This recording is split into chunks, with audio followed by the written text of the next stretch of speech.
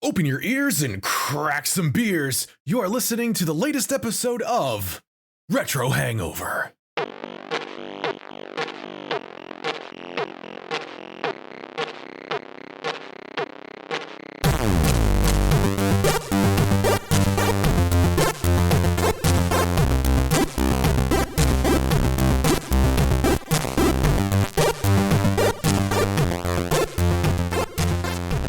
Hello, retro and classic gamers. Welcome to the podcast where we are hung like heroes, harrowingly healing half shells, heading horizons.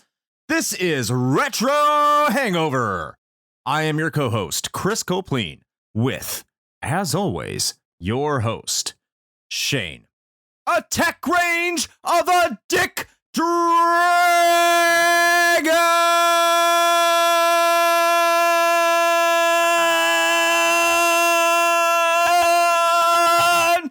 Koski!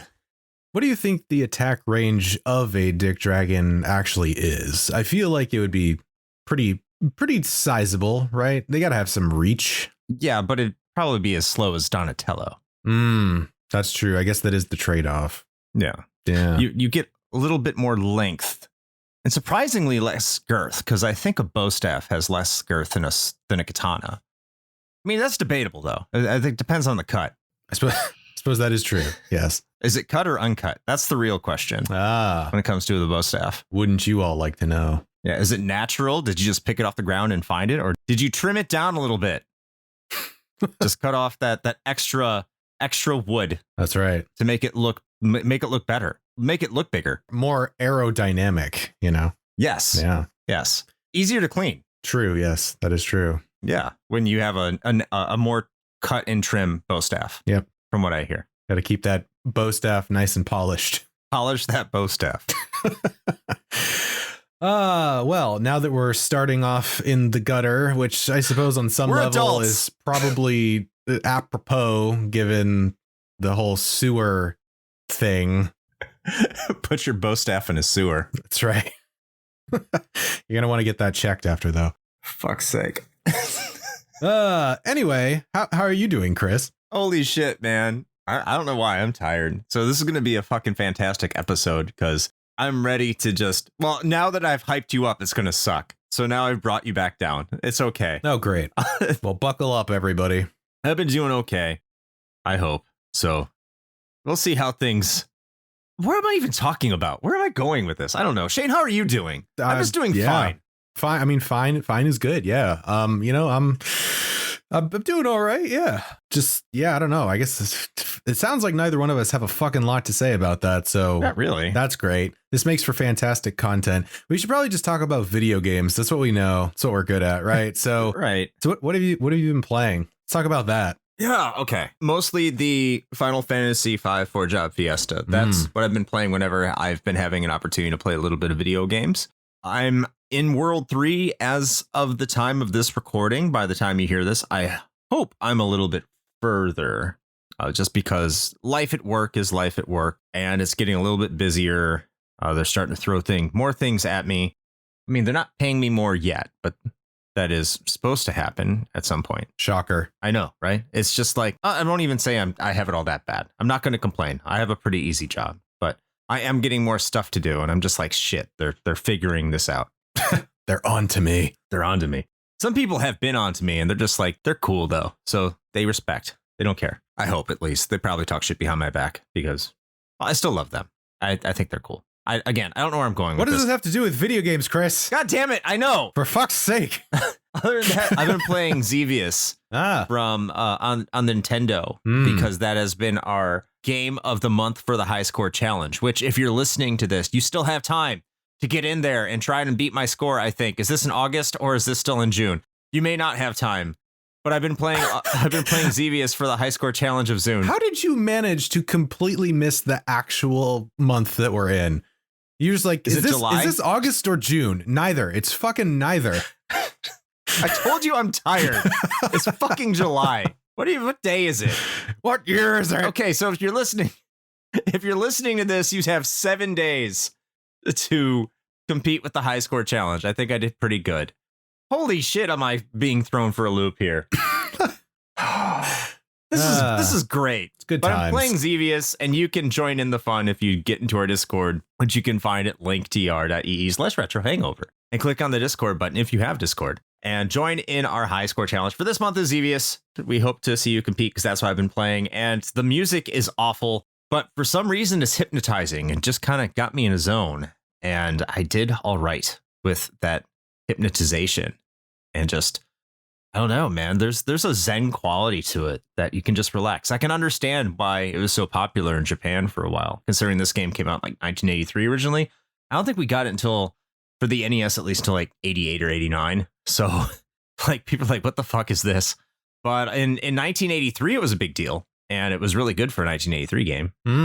And I am enjoying myself. There's some pretty well-defined shmup characteristics in there. Like, and for being what it is and how old it is. And yeah, like there's a lot of elements to that. And it's fun. Well, how about you, Shane? I need to get off this before I just sound like too much of a bumbling idiot. Please help me.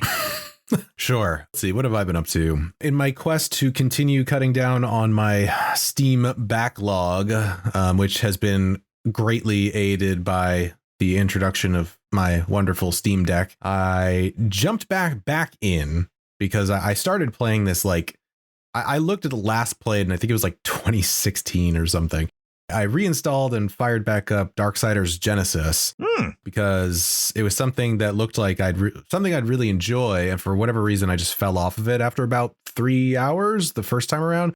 So I was like, you know what? I'm going to get back into this and started a brand new save file because it was one of those deals of like, I don't remember what the hell I was doing. And it was a smart decision because I've really gotten into it and it's a lot of fun. So the interesting thing about the Darksiders series is that every game is different. They're not the same formula, which I think is refreshing. Throws some people off, but I actually kind of like it. The first Darksiders was just, it's fucking Zelda. It's straight up like 3D Zelda.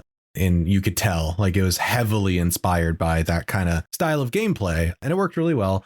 Then Darksiders 2 took it a little bit more of a pseudo open world kind of approach with some of the same mechanics, but it was a little bit more akin to maybe like an Assassin's Creed-ish kind of thing. I have not played 3, although I've heard it's not as good as the first 2, unfortunately. But evidently it tried to take a little bit of like a Souls-like combat approach, and I don't know if they pulled that off maybe as well as they'd hoped, but can't really speak to that one. But Darksiders Genesis is an isometric action RPG, which primarily was built to be co-opt because you have 2 different characters you play as, War and Strife, 2 of the horsemen of the apocalypse in the Darksiders lore. But if you're playing solo, then you just control both of them and you can swap back and forth between the 2. You can just hot swap who you're playing as. And it's a lot of fun. There's a lot of like Metroidvania style elements to it too, where, you know, you have to go back to previous levels once you get a certain item or a new weapon and, you know, open up new areas or get collectibles, things like that. It's got a ton of upgrade systems in there, which is really cool. Like cores drop from enemy creatures that you can slot into a skill tree, basically, to get like certain bonus effects and things like that. So it's actually really cool. There's some janky things about it that can get frustrating at times, but overall, I've been having a lot of fun with it. So I think I've got roughly 18 hours into it now, and I suspect I'll probably get about that much more out of it. So a pretty decent little chunk of time.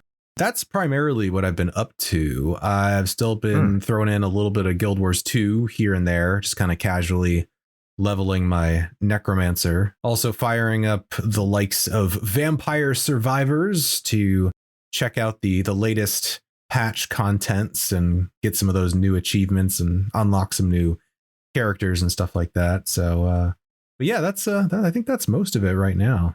You may need to do an addendum to the Vampire Survivors guidance if they keep adding content. Possibly, yeah. I don't know. We might need to do a follow-up, like once they get to version 1.0, I guess. Sounds exciting. I might have to actually play this game at some point. I have it. Yes, you do. I don't like, I'm like, I got it. I can join the fun. I can't. I got too much other shit going on. That's true. Fuck's sake. I'm going to just be bitching this entire episode, aren't I? Oh, God. Well, to save you all from my just incoherent rambling and bitching for about 3 to 5 minutes, maybe longer. Well, no, who knows? How long the brief? They're great, by the way. What am I doing? Anyway, we have a brief history that we're going to be talking about for our game today, which is Teenage Mutant Ninja Turtles 2, the arcade game, which you have to talk about the original Teenage Mutant Ninja Turtles arcade game when you're talking about this game, of course. We are specifically talking about the NES one. But because I don't know of a bigger Turtles fan in the world other than your dear host, Shane Koski, the Dick Dragon himself. In fact, I think the Dick Dragon has a bandana over his eyes that is blue, which is Leonardo, the best Ninja Turtle. I will let Shane take the brief history for Teenage Mutant Ninja Turtles 2, the arcade game for the NES.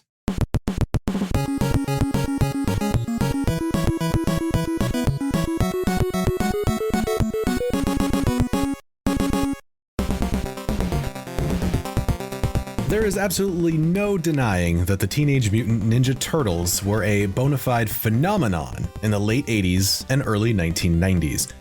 As with most kid-centric franchises of the time, its primary goal was not to necessarily provide high-quality entertainment, but rather to create as many merchandising opportunities as humanly possible. The Turtles were no exception, releasing a veritable tidal wave of toys, VHS tapes, breakfast cereals, comic books, and of course, video games.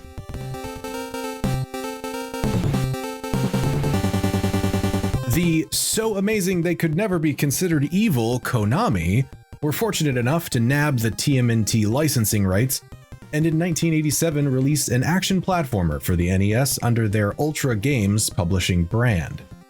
While the game sold tremendously well, many found it to be confusingly obtuse and exceedingly difficult, aspects that would eventually lead to the title being largely regarded as just a bad game. While today, the notion of a terrible tie-in product is not in the least bit surprising, it's even expected, this was Konami in the 80s. Anything less than exceptional was simply not acceptable.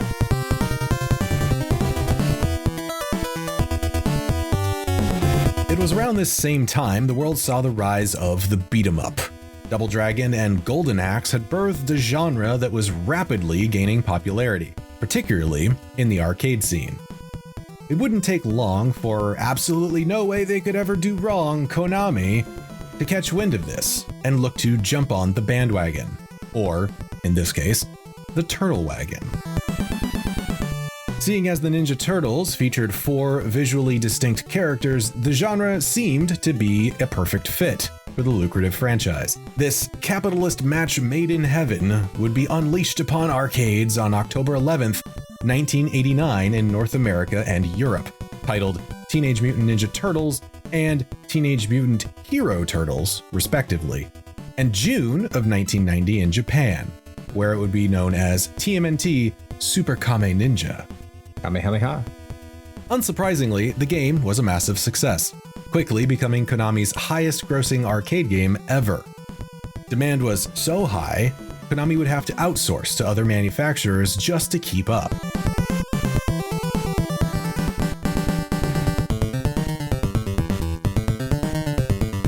Further increasing the fervor, Teenage Mutant Ninja Turtles The Movie would see theatrical release in March of 1990. By April of that same year, Konami had sold 25,000 cabinets worldwide, and still had not met the demand. Wanting to strike while the proverbial iron was hot, Konami did their best to bring the same arcade experience to the home console. As added incentives to convince folks to slap down their scratch, Konami would add 2 entirely new levels, while also extending some of the original arcade stages. If that were not enough, Konami struck a promotional deal with Pizza Hut, including a coupon good for 1 free personal pan pizza in every copy of the game.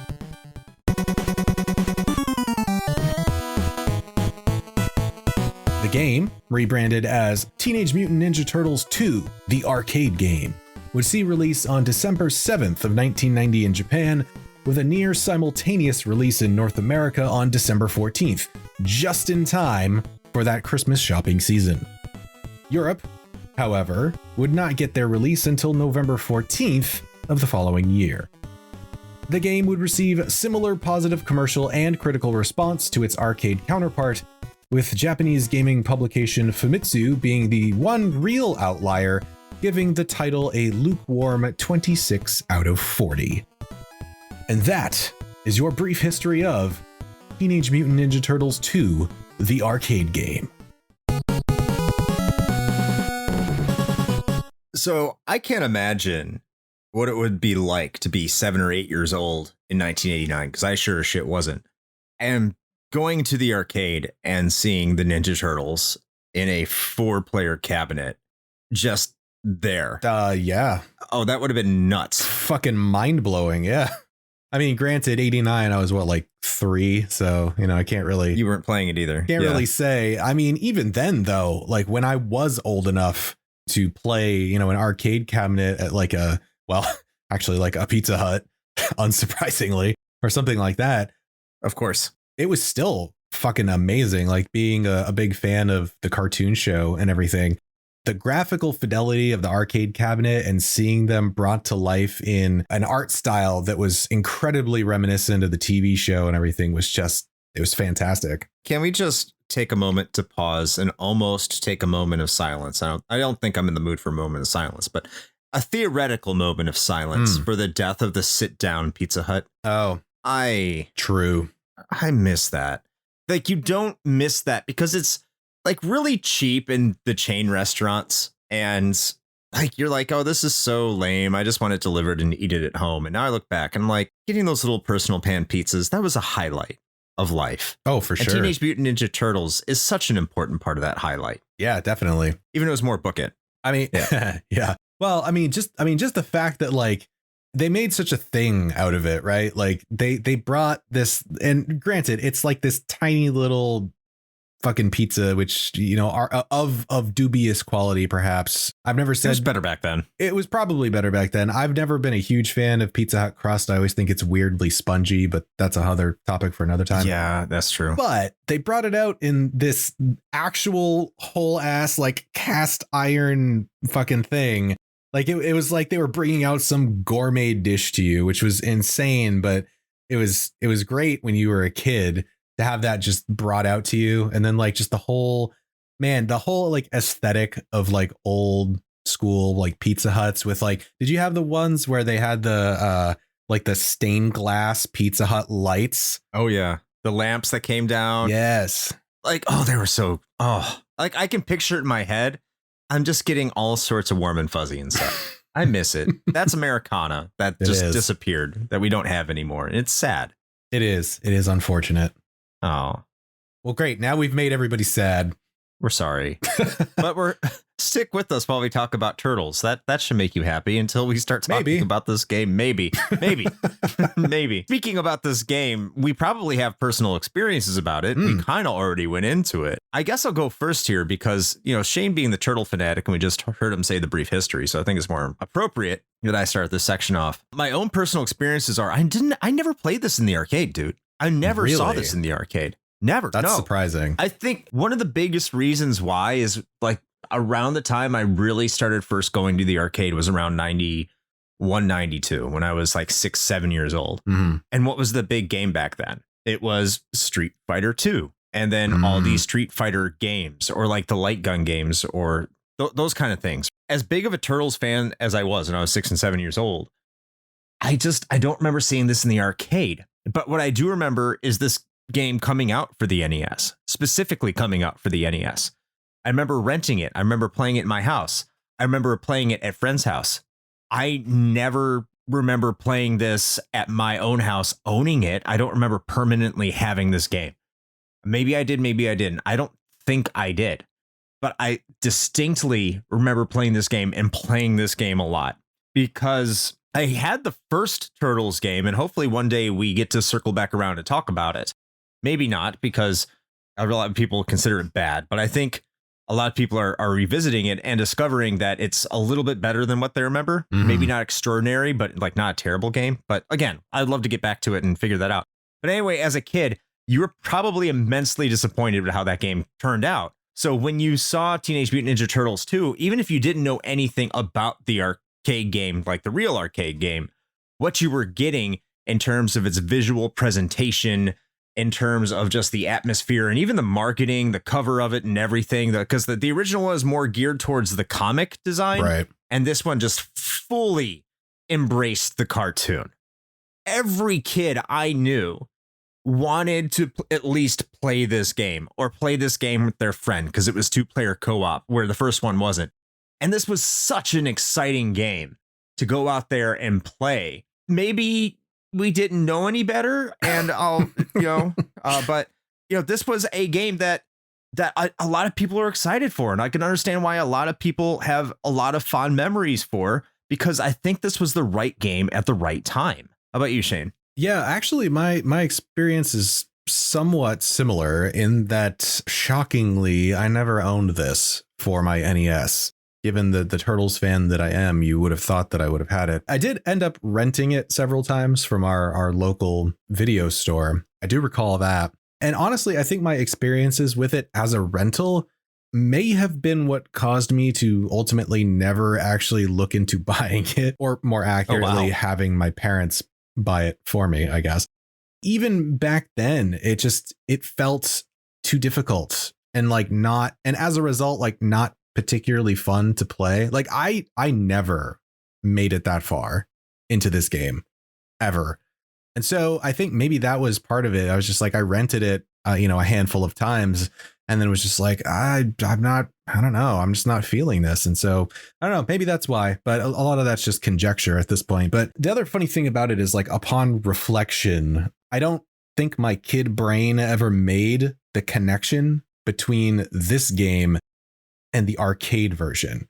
I think I always just thought of them as two completely different entities, even though this is a port of the arcade. And the only thing I could think of is, at the time, as a kid, I didn't know what the hell a port was. Let's be honest. No. I mean, you might have, I don't know, but I certainly didn't. No, I didn't. And so to me, it was a completely different thing. I never made that connection that they were as similar as they are. Could also be because, the arcade version just looks about 1,000 times better, but we'll get into that in a little bit. But yeah, that's pretty much the gist of my experience with this. Handful of rentals, but never really stuck with it. Yeah, I mean, I can understand that, why people didn't stick with it. I think it was just, a lot of people do love this game, so I know that why they didn't stick with it. But either way, I think we have some really good stories about how we were attached to this game when we were kids. And this game has a story as well. And does it? That story is actually, I think the story is pretty good. Really? Yeah, I do. Okay. I was not expecting that. All right. Well, go on. I'd like to hear your thoughts about the plot of this game then. It's what you should get out of a beat 'em up. Let's be real here. Okay, when we play a lot of these older NES games, and we haven't really covered a game with a really elaborate plot in a long time. We've been saying this a lot for our plot writing. So I think maybe my standards have been lowered just because we haven't had to say anything. But even after playing a game like Shredder's Revenge recently, where you look at the way they structure their plot, this is pretty much exactly the same. Yeah. In terms of the storytelling. So if you want me to knock it, I mean, it's easy to knock it. It's simple. It's not complicated, but you don't want it to be complicated. It's a fucking beat 'em up. Okay. And it's there. Well, I didn't want you to knock it. I'm just curious as to why you said it was good. It was good. Well, here's why it's good.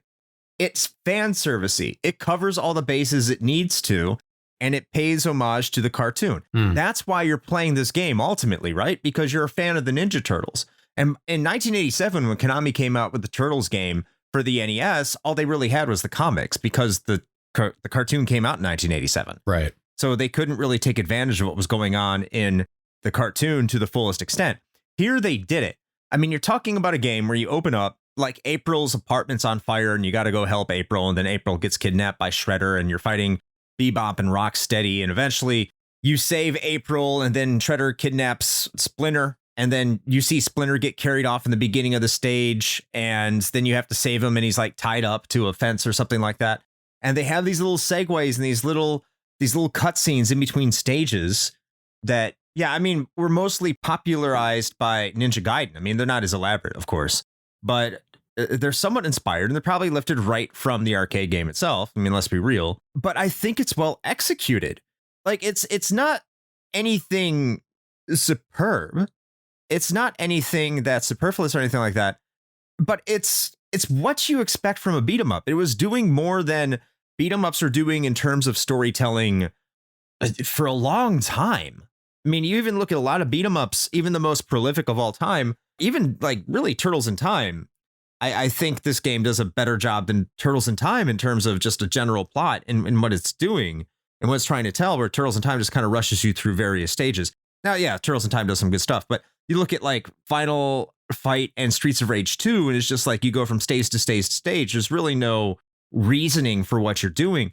But at least here in Turtles 2, you're getting it. Mm-hmm. And I can appreciate that. I can respect that. They're trying to give you incentive, or they're trying to explain what you're doing. And it helps provide into this fan servicey cartoon feel.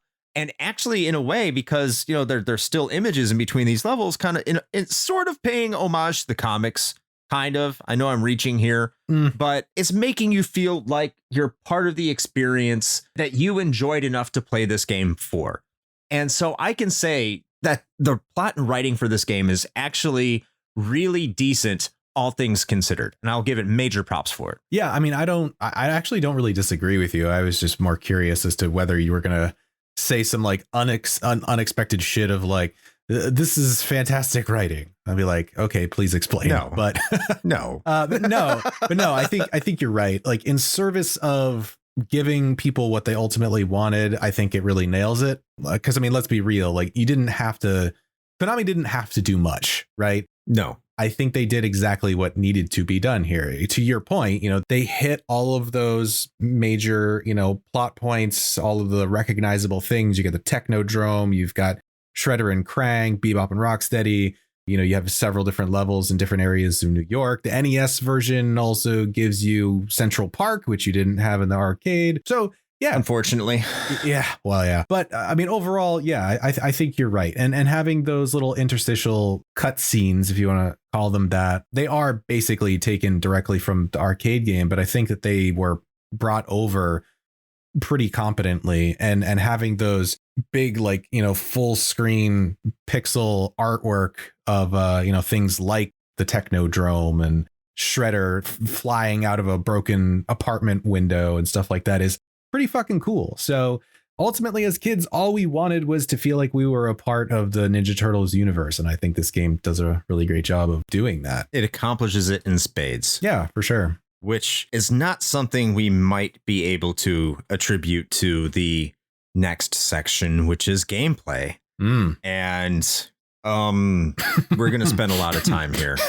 We are going to spend a lot of time here. So get comfortable. Shane, yeah. I've started out the previous two sections, and I know you're going to have a lot to say as well. So go ahead and kick it off. Sure. So, all right. Initially, I was going to be probably a lot more harsh on this than I think I actually am, but I'm going to take what is scientifically known as the Oreo approach, in that I will start with a negative. I will have a positive in there, and then, you know, maybe I'll end on a negative, and maybe I'll throw a one little positive on the end just as a bonus. Oreo Tower. Yeah, there you go. Yeah. The controls, by and large, actually feel pretty good as far as controlling your turtle. It's pretty snappy. It's pretty responsive, which, of course, is critical for a game like this, you know, like a beat 'em up. It's kind of necessary. It is an NES game, so the input is not exactly super complex. You've got move, jump, and attack. You can perform jump kicks by hitting your attack midair,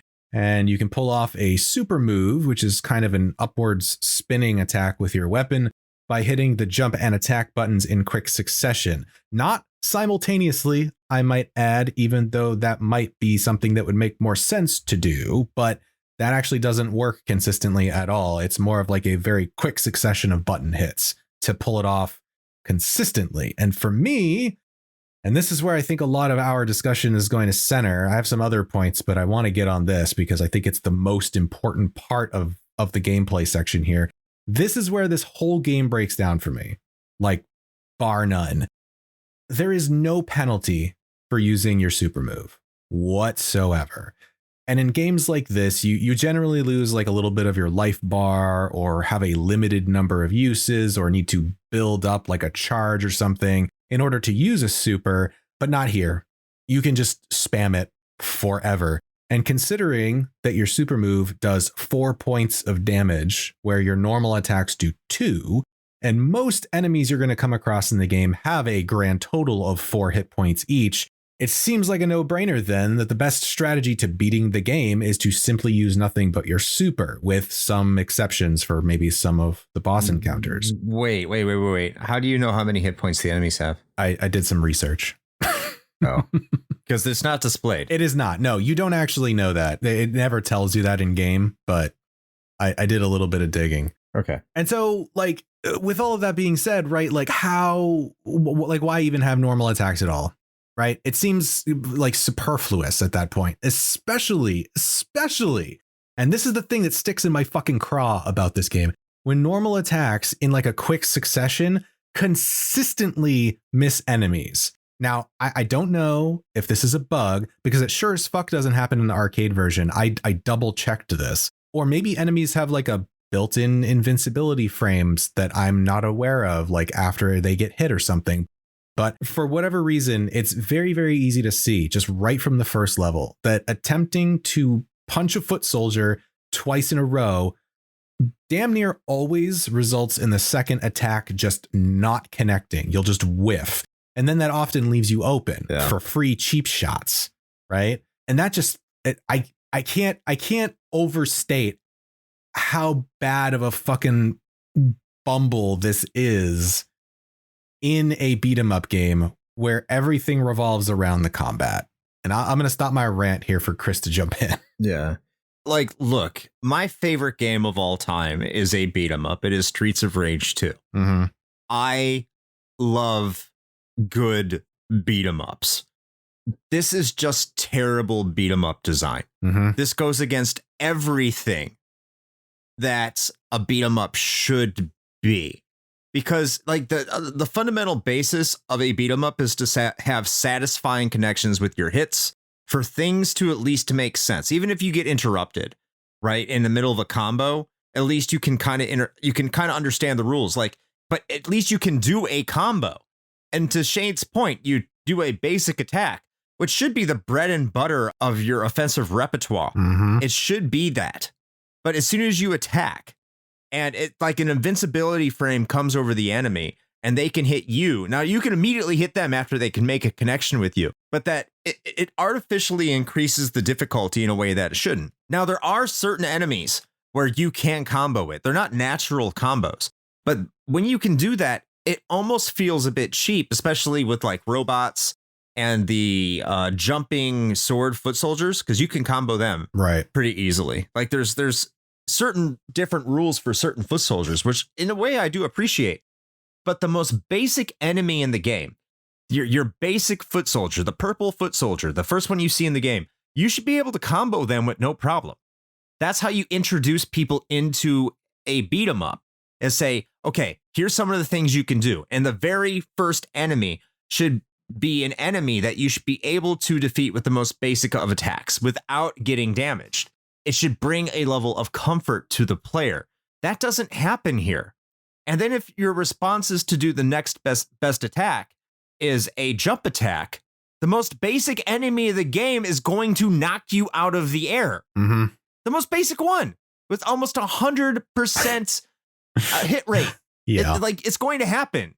Which frankly is an argument against Shredder's Revenge. Also, I hated that was a design choice that they made, but we're not talking about that game today. It was apparently a conscious one because of this game. Probably, yeah. And if you're not a fighting game, if you're a beat 'em up connoisseur, you naturally stay away from the special move because of what you said. There's always a health penalty for doing a special move. So if you haven't played this game in forever, you're going to try and stay away from it because you believe you're going to incur that penalty.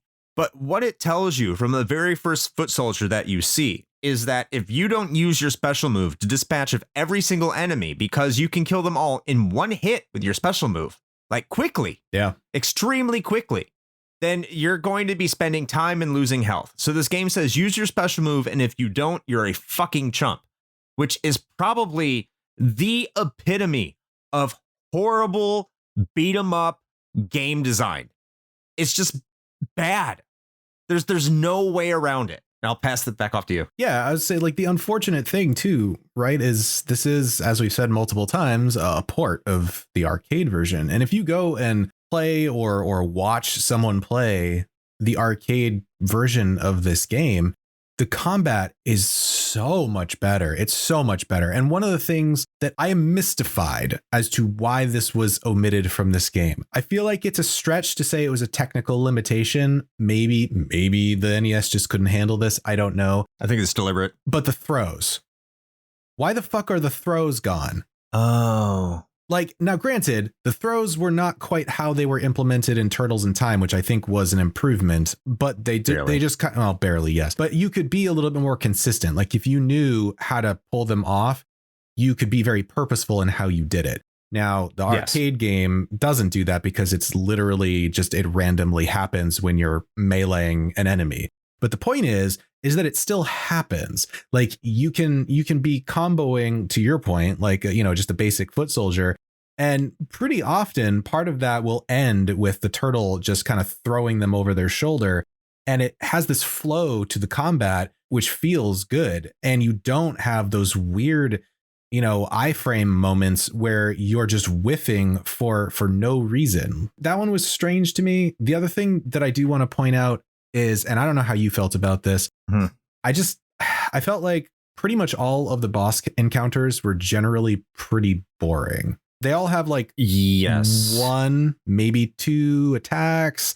And ultimately they're just like big damage sponges with a lot of HP. So what ends up happening is it feels like a lot of the difficulty from these encounters comes more from overcoming the game's shortcomings in regards to combat mechanics and less about a complex like boss strategy. Like most of the time, the air quotes strategy to damn near all of the bosses in this game is just either, cheese the super or jump kick a lot. Yeah. Dive kick. That's pretty much it. The jump kick feels a little weird too, because again, you're going back to any other beat 'em up, even with Double Dragon. I think like Double Dragon 2 is a perfect example of what's wrong with this game.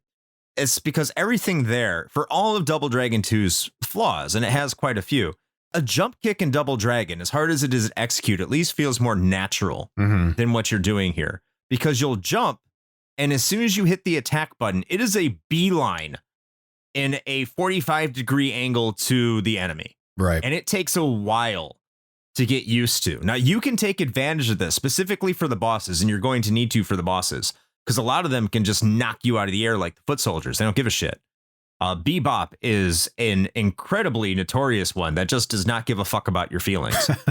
and Rocksteady to a similar extent. Like the first two bosses, I think, are some of the hardest two bosses in the game once you actually learn how to play the game. Just because you can't go up to them and spam your special, because they'll kick you away from them. And then when you try to do a jump attack, they both have attacks that will knock you out of the air. Even when it comes to the boss battles, they're extremely inconsistent. Because once you get past Bebop and Rocksteady and you make it to Tora in the ice level, like Tora's a fucking joke. Yeah. And even like some of the whatever the rock monster is, he's a joke too. If you use your special, that's where you can start to spam your special. You hit the special, you run away, hit the special, run away. And that just seems to be the pattern. It's either death by jump kick or death by special move. Baxter Stockton is a fucking joke. Doesn't matter which form he's in. It's just jump kick, jump kick, jump kick. It's still annoying. And it's a miserable excuse.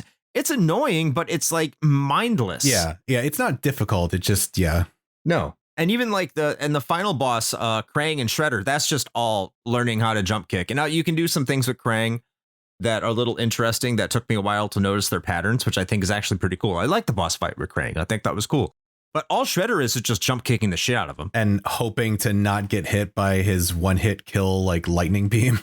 Yeah, exactly. Which, I'm glad they brought back later. Yeah, it was great. Yeah. But that's this game. It's just repetitive nonsense. All you do is you do one move over and over and over again in order to achieve victory with very limited examples. I think some of those examples are those stupid little robots that fire the circle beams at you that look like crab walkers. Yeah. You know what? That's why I actually appreciated them, because you had to think about how to approach them differently than a lot of the other enemies, because you just couldn't walk up to them and do the special move like you could with the foot soldiers, at least not as easily. The Mousers, yeah, they're kind of lame, but you had to approach them slightly differently as well, because they could be comboed, but if you didn't do it fast enough, they would latch onto your arm and cause a little bit of damage. Oh, and before I turn it back over to you, can I just want to say, it's bullshit when the foot soldiers grab you, it causes damage. Yeah. Almost automatic, a life pellet of damage. Automatic. It's bullshit. Agreed. Fucking bullshit. Yeah. And the funny thing is all of those things that you're talking about, especially the grabs from like the foot soldiers or getting bitten by one of the Mousers or something like that, just further incentivizes the player to never use their melee attacks ever. No. Which just feels bad. And so I only had one minor point as far as gripes go, I think, for gameplay. And then I'd like to, as I said, I'll sandwich this with a positive note at the end. Oh, okay. Just a really minor point, but I really, really wish that the turtles moved just a little bit faster. And this is actually something that could be translated over to the arcade version even, although I will say it's a little less noticeable there because the sprites are bigger. But the walk speed to me just feels like borderline sluggish. And when you don't have an option to run like you get in later games like Turtles in Time or what have you, it feels just so slow to like have to walk at a leisurely pace across each level. And I know that, you know, when you compare this to other contemporaneous beat 'em ups like Double Dragon, what have you, it's the same deal. I didn't like it there either, I guess is what I'm saying. I actually don't think that would have been as bad if it wasn't for the fact that these stages just drag on. Yeah. And they're just way too long. If they were 75% of the length they were, I don't think I would have cared how slow they moved. It's just, it gets to a point where I'm just like, can you just fucking end, please? Yeah, that's true. Either tighten up the levels, or, which is funny also, given that one of the selling points, quote unquote, was that Konami extended several of the stages. That part did not age well. Yeah, no, not really. It did not age well. Did you have what's your positives? Yeah, I would say, did you have anything else you wanted to touch on before I kind of cap this section off, or? Well, I mean, we're going to move to the positives. If this is an Oreo, it is. Then there's a negative to come afterwards. So if I have anything additional, we'll get to that. Oh, no. I mean, like the negative was all sandwiched in the middle, hopefully. But it's just, I don't know. Just when the negative is just like, if you don't know that the special move can be abused, then all you're going to be doing is jump kicking in this game. Mm-hmm. And that's infuriating. And it's sad that that's what the game essentially boils down to, I think, for most people, is all you're going to be doing is learning how to time your jump kicks really, really well. I don't know. You can get good at them, so I'm not going to completely shit on it. I think the jump kicks, once you learn how to abuse them, they're fine. But again, this comes down to a game that essentially the selling point for me on the gameplay here is just, hey, learn to abuse our systems, which I guess technically is the same in any single beat 'em up when I really think about it.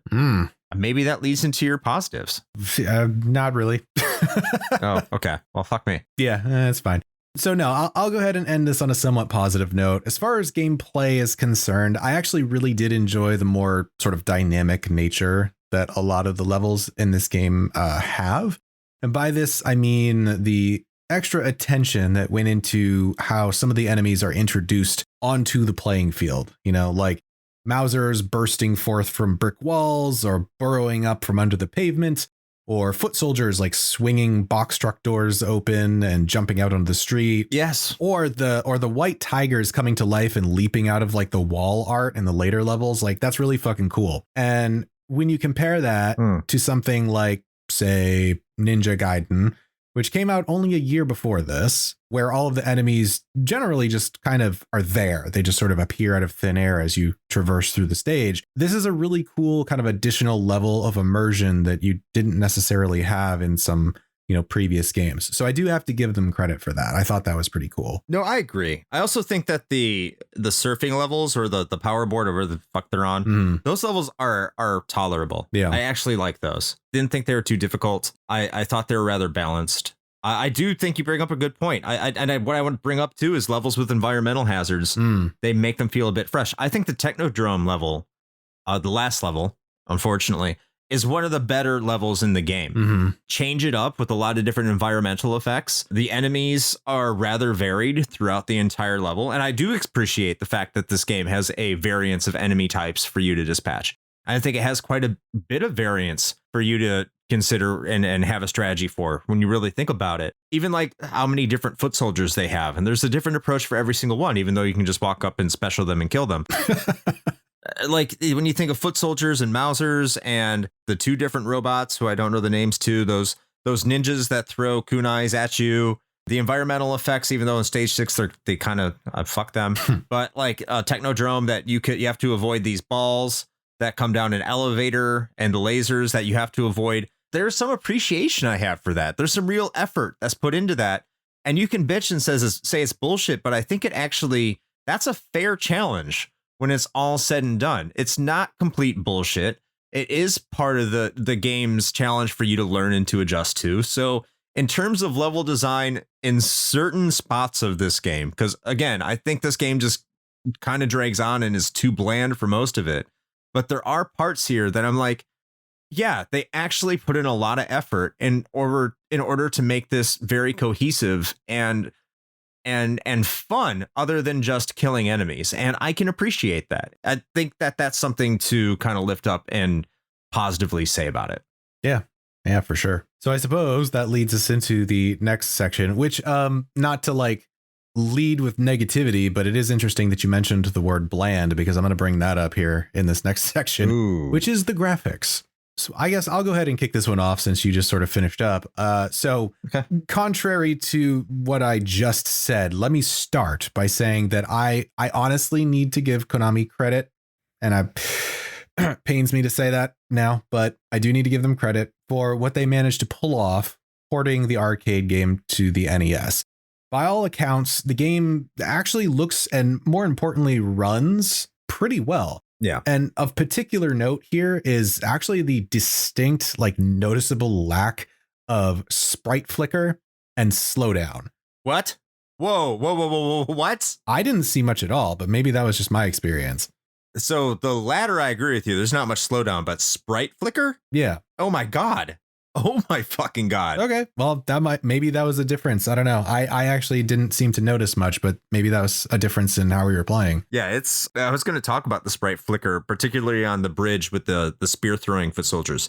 They make it it's horrible at that point. Gotcha. But I'll let you continue. Well, okay. So at the very least, the slowdown thing, right? Because that was always very prevalent in a lot of NES titles. And so not having that and having the game run consistently well, definitely a plus. And I think a lot of that was achieved largely by paring down the number of objects and enemies that are on the screen at any given time, especially compared to the arcade version. If you do a 1-to-1, you can see a very stark difference, but I think it was done intelligently. So if you weren't sitting there and looking at a side by side, I don't think there was ever a time where it felt like the level was too Spartan, like there wasn't enough going on. So I think they managed to pull that off pretty well. Yeah. I'm curious, before I move on to my other points, though, I'm curious about your point on the flicker thing. I just thought the flicker was bad, like the entire game. Now I was playing on original hardware.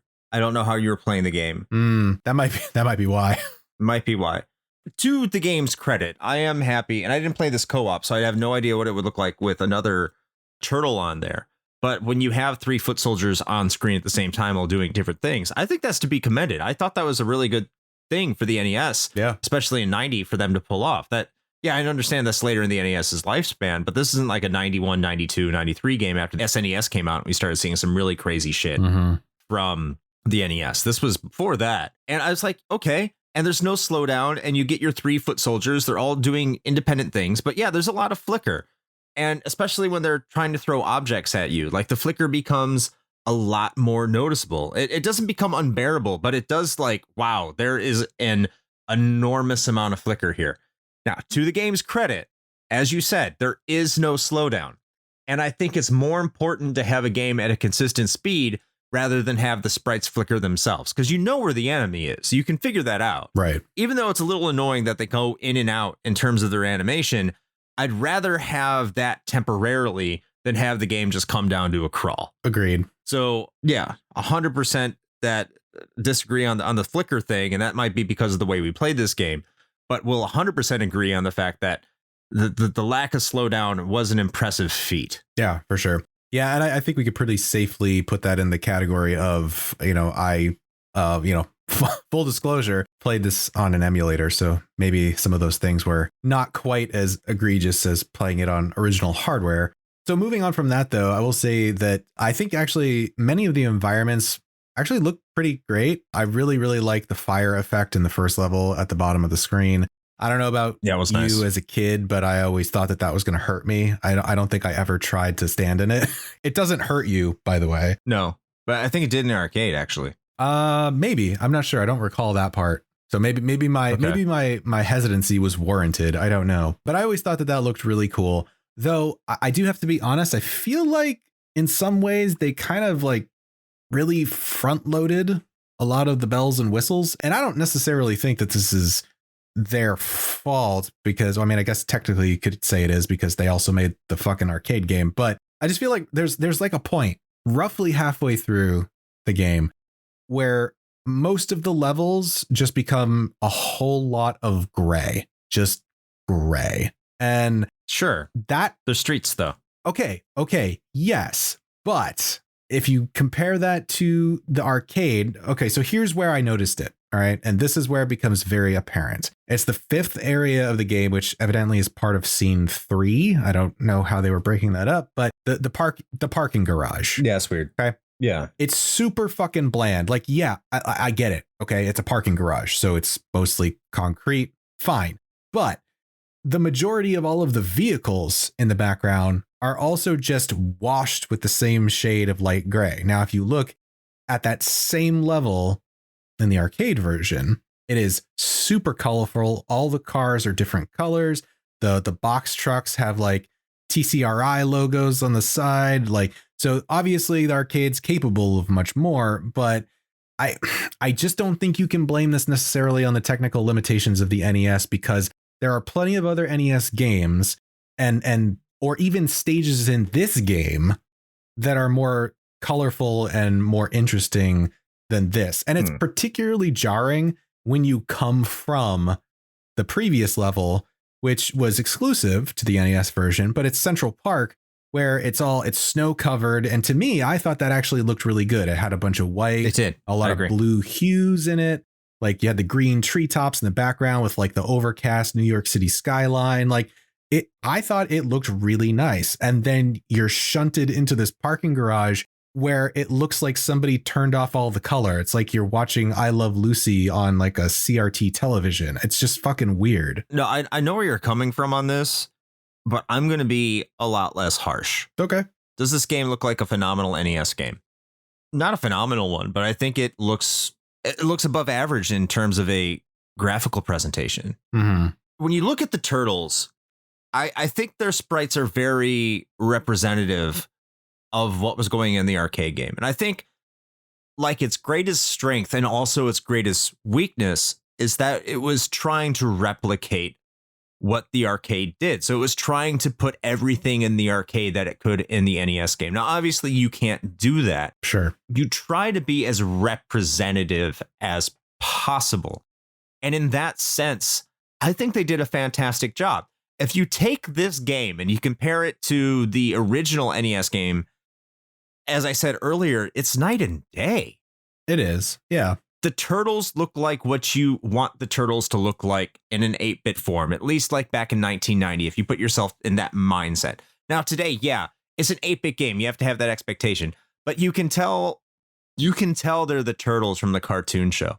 The foot soldiers look really good. They move. The animation is it's not perfect. It's very jilted and stuttery, like very few frames of animation. But this is a Nintendo game.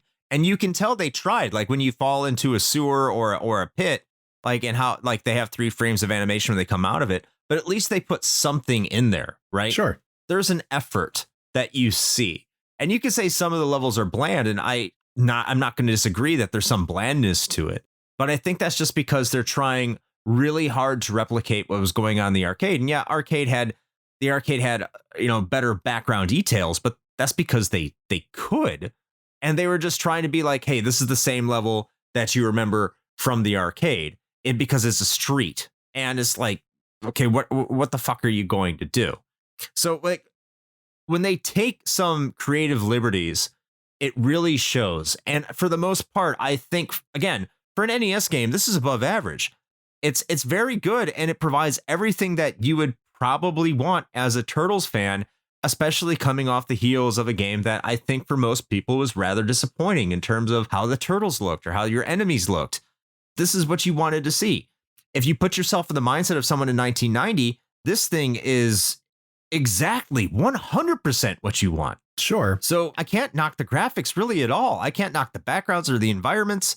Yeah, could they have done better? Sure, but this is the NES, and you have to keep that in perspective. See, I still don't think that's an excuse, though. I really don't, because, like I said, comparably, what's better for a beat 'em up? It's not even comparable to what's better for a beat 'em up. It's literally comparing levels within the same fucking game. That's my point. It's like they front loaded it. That's what I was getting at. Is like the first level, right? You have the fire going on. You have a much more diverse color palette as far as the backgrounds are concerned. Once you get into the final area with April, you have April in her iconic yellow jumpsuit. You have the books on the shelves in the background that are all different colors on the book spines. It's interesting. There's a lot of different color usage, and they do it very well. And then you have a level, and honestly, a lot of what I'm harping on here really is that parking garage level, because I'm like, what the fuck? Did someone just forget to use the paint bucket tool? Like, that's what I'm getting at, is that there's no excuse for that. Is that they put, you're right, you're absolutely right. I don't disagree. They put a lot of effort into this, and I commend them for that. And you're 100% correct that it's everything a Turtles fan at that time could have wanted. I don't disagree.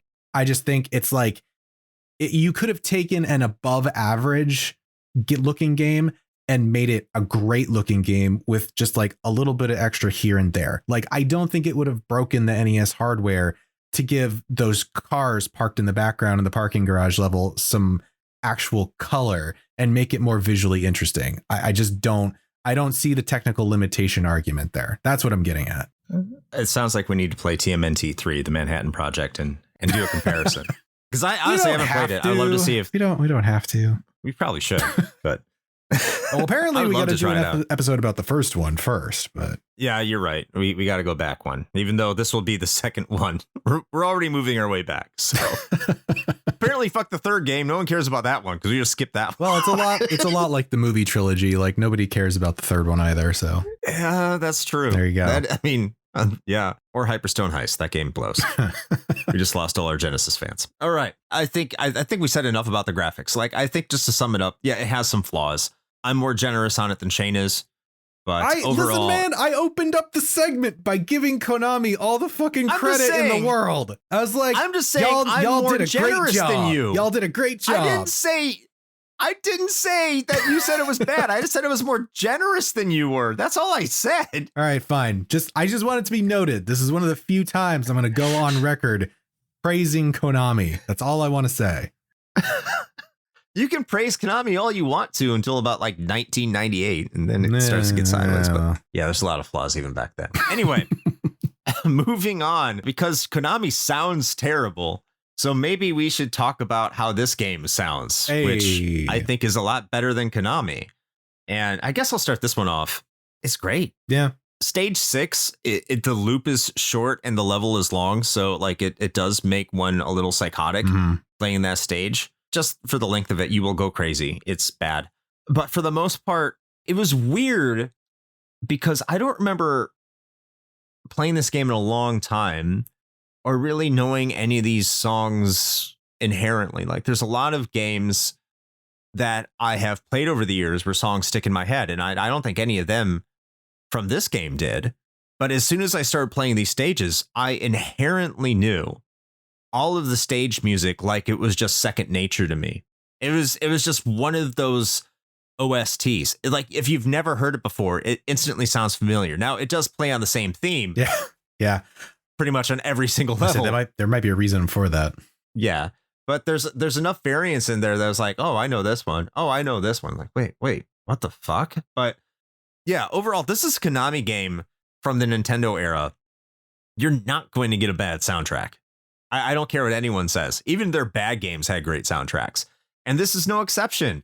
Even I think the sound is pretty much standard. I don't think it did anything wrong, really. Everything was indicated properly. There's nothing that really was annoying. I mean, overall, the sound of this game, I think, is like quality, man. It's up there. Oh, yeah. No, I actually totally agree. By all accounts, I think pretty great job, like across the board. Like, I enjoyed pretty much all of the stage tracks, some a little bit more than others. You made a good point about 6. I would say that Central Park was kind of meh, but also interestingly, that was one, that, as we said, was included specifically for this release. So as was stage 6. Yeah, true. That's a good point. So maybe there's a connection there. Who knows? Mm-hmm. The one thing, and this is kind of what you were alluding to, I actually kind of have to give them props for working the Turtles theme into almost all of the backing tracks in this OST, but doing it on each level in like a distinctly different way. Yes. That's actually really fucking cool. And at first I thought that they had started reusing tracks when I got again to the parking garage level, because that one opens up with a very clear, like, yo, this is the TMNT theme. And at first I was like, wait, is this recycled from like the first level? And so I went back and listened to the earlier stage tracks, and no, it's not recycled at all. It's just they're using that theme as like a through line through all of these tracks.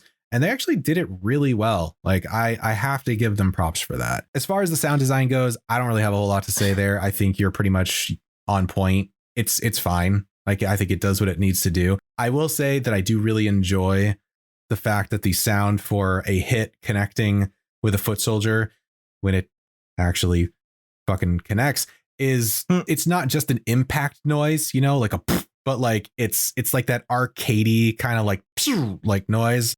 It totally doesn't make any fucking sense, but it sounds and feels good. So I do actually I really like that, especially for the bosses, man. And this is something that I feel the Turtles series has gotten right, even including like Turtles in Time. Mm. When you hit bosses, it makes this noise. It's kind of like, wow. Yep. And it's just, I'm sorry, wow. But that's how it sounds. But it's so satisfying, and it's here too. And it's just like the way they flash. I know we didn't talk about that, but it just, when they start flashing, you start knowing you're starting getting close to victory, and you hear that sound and every single time it connects. It's just like a motivation to hit them over and over and over again, because it sounds so good. Mm-hmm. And I love it. A lot of the sounds here in this game, and I'm assuming from the arcade game, and I mean, it's all connected, it's all part of the same series. It all does essentially carry forward almost identically into Turtles in Time. Yeah. There's a lot here that's still in that game, SNES and the arcade game. And I mean, I think that's a testament, because it doesn't sound too dissimilar here on the NES hardware than it does on the SNES hardware, which is far superior. So like there are parts in this game, like when you die, it has the stars above your head and makes that sound, and it sounds almost exactly what you have in the Super Nintendo version. So good on them, man. I mean, no voice samples, unfortunately. At least I don't remember any. But you can only ask for so much, right? True. And I think overall the sound design here is fantastic. Totally agree. Yeah. The other one that just came to mind was like the metallic doors opening, like an elevator door or something. That's like a very recognizable sound, and that's something that definitely carries through all of those titles. So yeah, no, they definitely hit the nail on the head on that one, I think. Oh yeah. So I have some fun facts for all of you, I guess, and I'm going to be brief here. I didn't find too many. Granted, I had a quick turnaround time on this, so I couldn't find too many. So there's definitely more out there, I'm sure. So to start off, the Japanese version of this game, and you can find this if you do a search for a long play, just look up, Teenage Mutant Ninja Turtles on Famicom. It is significantly easier. There's less enemies on the screen. They take less hits to kill. It's a much easier game, much more balanced. And it actually looks like it's a lot more fun because of that. But yeah, it's an easier game. So I would love to give that a spin and see what kind of game that is and see how much more I enjoy it. The NES, specifically the North American one, we already said it came with a coupon for a free personal pan pizza. Hell yeah. But it also incorporated Pizza Hut logos in the game for advertising. The most recognizable I can remember, and this is more than I think just the first level, but it's definitely in the first level. Yeah. Where you have the Pizza Hut logo in there, which is surreal. I don't think it's going to be there in the Cowabunga collection, which is about to come out. But at the time of this recording, yeah, I know, right? Dating ourselves here. But yeah, I mean, the Pizza Hut logo in there again gives me all the warm and fuzzies for what Pizza Hut used to be. And that's great. Two of the bosses, as we've kind of already talked about, were created specifically for this game, but they weren't used in any Turtles media again. And that's Tora from Stage 3, who's a polar bear who throws ice at you and is really a pushover of a boss, and Shogun, which is a pain in the ass in Stage 6. So they were designed specifically for this game and apparently only for this game because they never came out. But apparently they were given the blessing of the game's animator, who I can't remember the name of. And I know that because of our friends over at Still Loading Podcast, who did an episode on this game as well. You should go check them out. They're also going to be part of a project we have coming out. So go check out the Still Loading Podcast because they have a lot of fun facts in that episode as well. But that's all the fun facts I have for us. Shane, back to you. Yeah, no, I mean, you pretty much covered it. The only thing that I was going to bring up was the thing about the exclusive boss characters. Okay. Which seems like strange, I guess. Maybe a little bit of a missed opportunity that they weren't ever used anywhere else. And to my knowledge, I guess I don't 100% know their like canonicity as far as the Turtles universe goes. I don't know if they're considered canon or not, just because they only showed up in this one game and never anywhere else. But I mean, their character designs are kind of cool. I mean, Shogun is a robot samurai, which is, it's cool. It's maybe a little generic. Redundant with Metalhead. True. Yeah, that's a good point. But Tora being like an alien polar bear bounty hunter, I feel like they put more thought into that one than maybe was even necessary. But you know what? I like it. Like the fact that the instructions explain it and he's just like, yeah, Shredder called up this fucking alien polar bear and be like, go make Central Park snowy. I'm like, this is why you guys never won. Like, whose plan was that?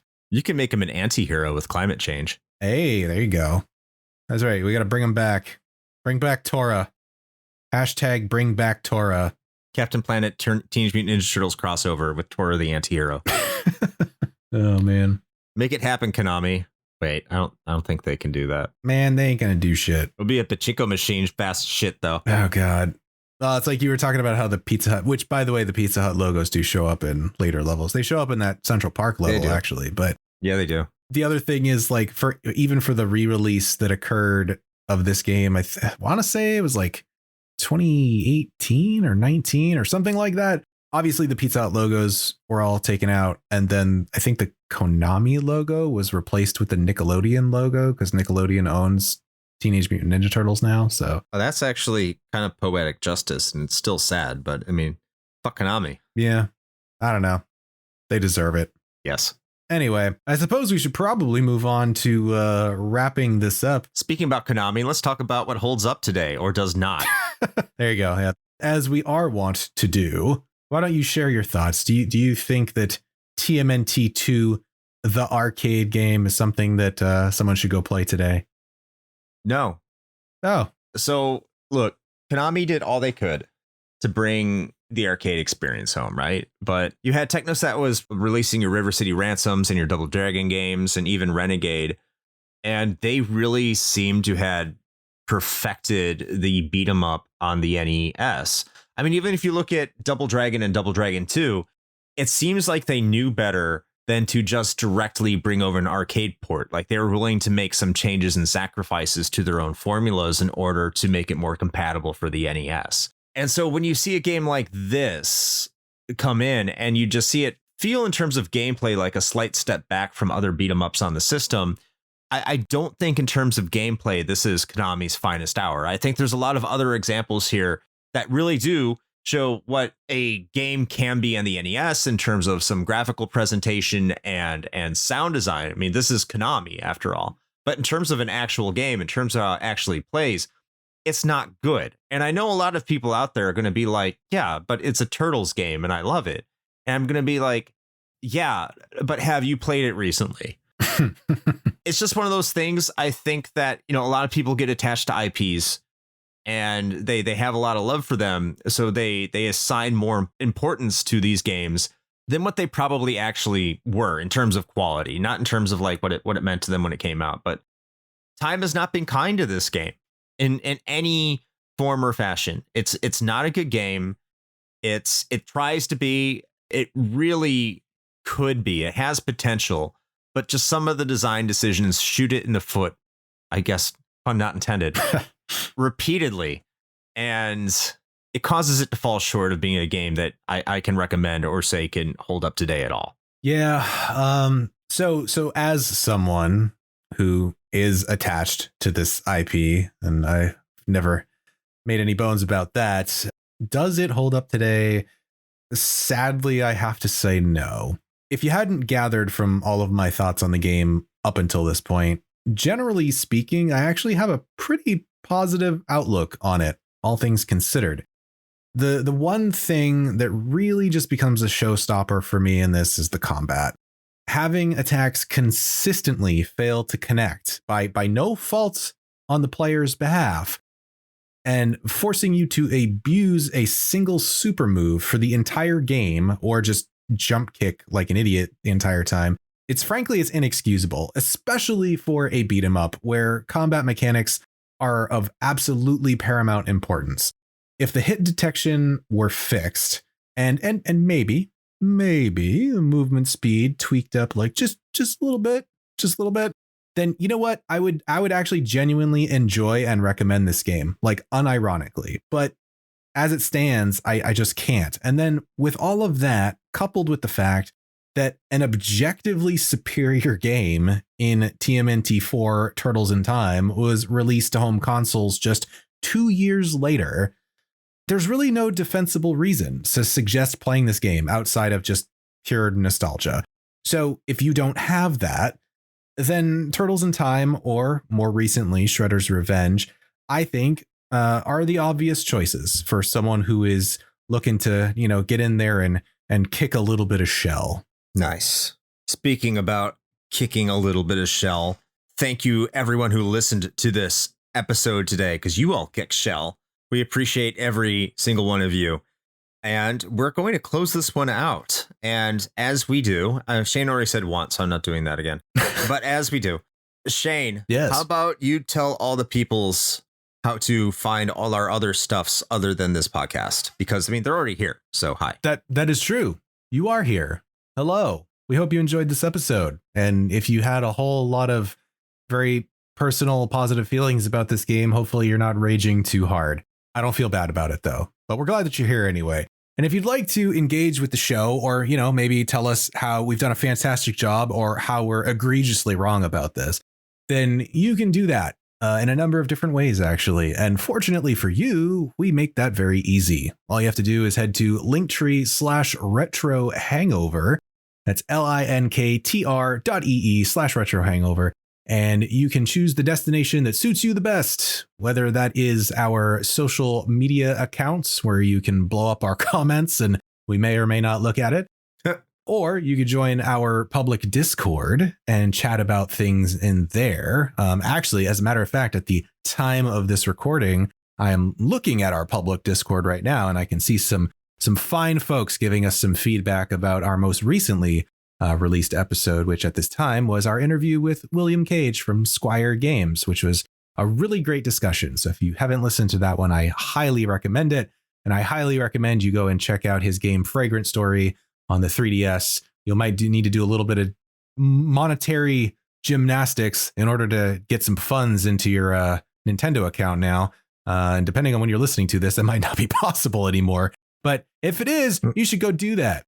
But at any rate, as far as what we've got going on besides those things, we also have a YouTube channel where we upload all of our content, as well as VODs of all of our Twitch streams, which Chris is going to tell you a little bit more about.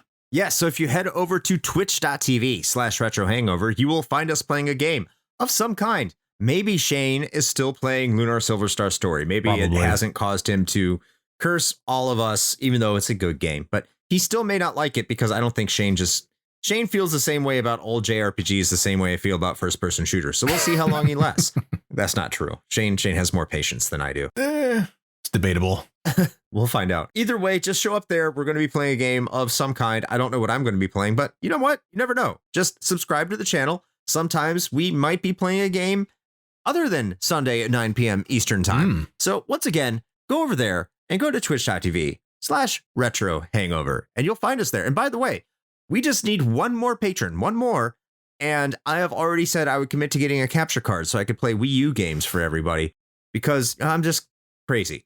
So if that's what you want, and maybe that's why we don't have that one. It's been a while. Just you could do that. But twitch.tv/retro-hangover. Back to you, Shane. All right. Well, I suppose with all of that being said, until next time. Play with your why does this guy who's throwing a spear flicker so fucking much joysticks?